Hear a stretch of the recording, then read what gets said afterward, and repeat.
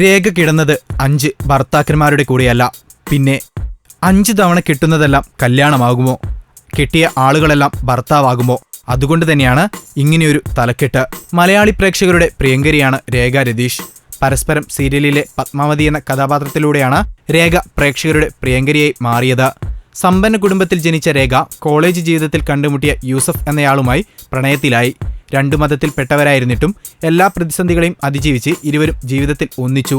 എന്നാൽ ആ ദാമ്പത്യം വിവാഹമോചനത്തിലാണ് അവസാനിച്ചത്. തുടർന്ന് രേഖ സീരിയലിൽ സജീവമായി. ഇതിനു പിന്നാലെ സീരിയൽ ഡബ്ബിംഗ് ആർട്ടിസ്റ്റായ നിർമ്മൽ പ്രകാശുമായി പ്രണയത്തിലായി.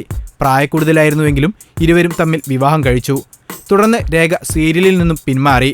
എന്നാൽ 2010-ൽ നിർമ്മൽ മരണപ്പെട്ടു. തുടർന്ന് കമൽ റോയ് എന്ന ആളെ വിവാഹം ചെയ്തുവെങ്കിലും തനിക്ക് ഒരുപാട് പീഡനങ്ങൾ സഹിക്കേണ്ടി വന്നു എന്ന് രേഖ പറയുന്നു. ആ ദാമ്പത്യം വിവാഹമോചനത്തിൽ അവസാനിച്ചു.